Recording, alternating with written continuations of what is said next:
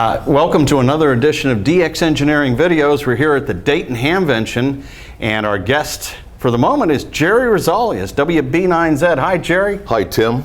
Hey, Jerry, what got you into this hobby? I think I started shortwave listening when I was a teenager. So I actually got my novice license when I was 16. So Wow. But I enjoyed shortwave listening probably for 3 or 4 years before that. Before you actually took the plunge and Yep. did the novice. I actually stumbled across some ham radio operators using AM on the shortwave radio, and I said, man, that's really cool. I got to work and get a license. Wow. So that goes way back to the late 60s, early 70s. So, and it's a hobby that has stuck with you, and would you say it grew on you? Yes, it did. It actually helped me to start my first business. And I started out doing small tower work, non-amateur radio, and then I got into the commercial tower business, and then I got into tower erecting. And back in the 80s, I had a company where we erected towers. The tallest one that I helped erect, and I was on the top all the time, was at 1,040 feet. That was the tallest tower I ever erected. I worked up on 1,500-foot broadcast towers. Wow. And so I don't do that any longer, but I own the company now. Right. So I send people out to do that.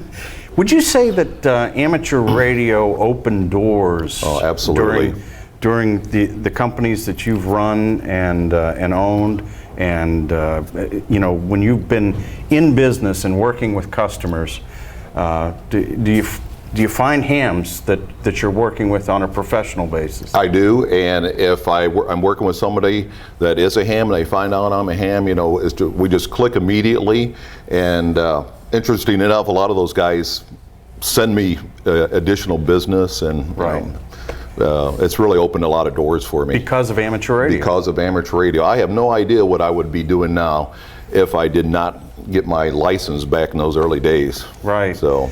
You have another passion, and that's a passion for going to some very rare DX countries. Yes. I've been DXing all my life. I have all the DX entities worked and confirmed. I only need North Korea to have them all on CW, and I have over 3,000 banned countries. So what do you do when you have done almost everything when it comes to DXing? You go out and start visiting these entities.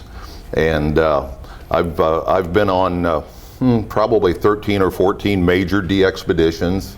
I've been on 7 D-expeditions of the year, and it's just a great time. Well, you've been to some cool places, but if you had to say which is the coolest? Oh, that is a tough question. I really can't single any one of them out. They're all unique. And I've always had a great time every place I've gone. I've traveled with some of the same guys over and over, and it's just... So name some of those countries that you went to. Well, I've been on Desiceo, South Orkney, down in the sub-Antarctic or Antarctic region. Been on Malpelo off of Colombia, and that's like a 1,000-foot rock that sticks out of the Pacific. I've been on Swains Island, where we measured 126 degrees of heat and horrible humidity and insects. Let's see, I've been on Wake Island. Of course, Wake is very famous from World War II. I've been on Amsterdam Island, which is basically in the southern Indian Ocean. That was a 9-day boat ride getting back and forth each way from there. I was gone 7 weeks on that trip. Let's see, been on Navassa, and Navassa was number 2 on the most wanted list. I was on the first helicopter in and the last helicopter out. That was a great expedition, and the last one I was on was Palmyra back in January. Wow. So. Have you kept track of the number of QSOs you've made over your amateur radio career? I don't have a clue.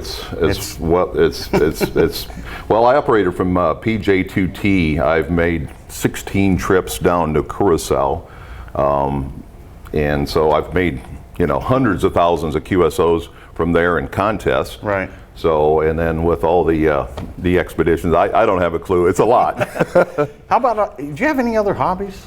I don't have, I'm kind of like you, Tim. I don't have any time for any other hobbies. Well, that's okay, because That's okay. you certainly have found a way to really to keep going and push the envelope, and we're very proud of all the stuff that you do with these expeditions, and the fact that you're very approachable. Anybody can come up to you and ask Absolutely. you a question, and you'll help them, and that's a testament to WB9Z. So thanks for coming in today, Jerry. It's been my pleasure, Tim. And we look forward to working you at another rare DX location. And there's a couple coming up. There you go. Okay. All right, 73. Thank you.